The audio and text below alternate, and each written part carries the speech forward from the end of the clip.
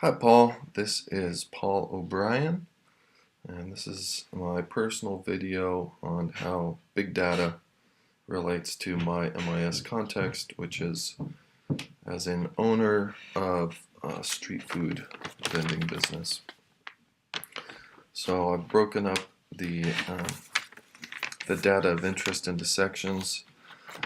The first data I think that would be useful in this industry is data on the demographics of the local population, things like age, their professions, and their level of education, and then using information of how this might relate to their culinary preferences. Also, data from grocery stores and local restaurants on kind of the culinary preferences in the area, and then data pertaining to the social conventions specific to food. So if I'm operating in a market perhaps where you've got a market that's averse to pork, for example, that is data that could be used to alter my offerings. Other data that could be used that's kind of more progressive data, things that have only become available more recently. Migration of potential customers throughout the day. So looking at traffic, including foot traffic, bicycle traffic, and vehicles,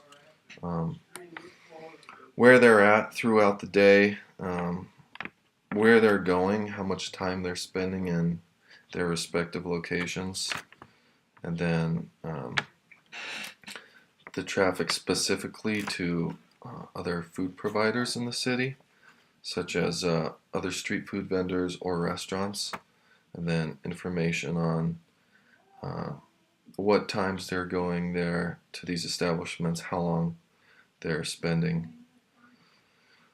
Also, how weather will affect these variables. I'd imagine that the data would vary depending on the weather, so taking that into account.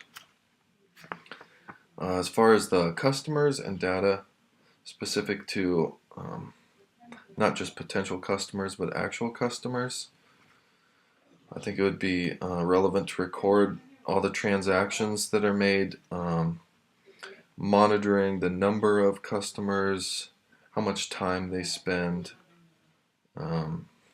at my food cart, what they're ordering, how they're paying for their food, and then kind of the demographics of my customers.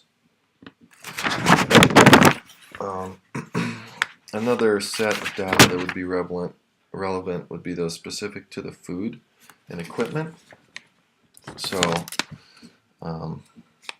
obviously I'd want to keep an eye on the temperature of the food, but then also data such as a timeline from when my ingredients are picked or produced to when they're actually being consumed, the origin of the ingredients and the complete history, whether these are organic, have been raised with herbicides or pesticides and that type of thing. And then data on the market price, and then kind of the varying levels of quality that you could get from different suppliers. And then finally, using data from online potential customers.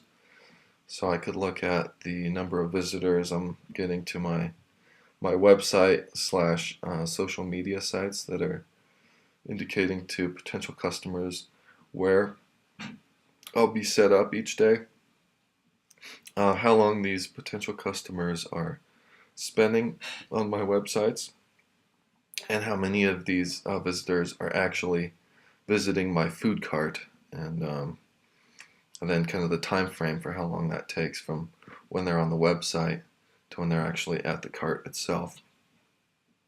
So basically, all these different variables, there's there's data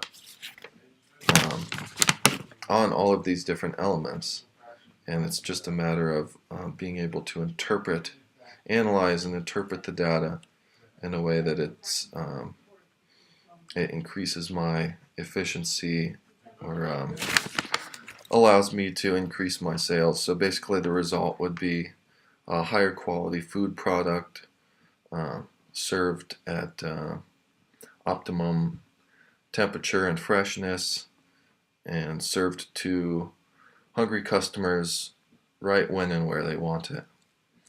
So that is big data and how it applies to my MIS context. Thanks, Paul, and I will see you in class tonight.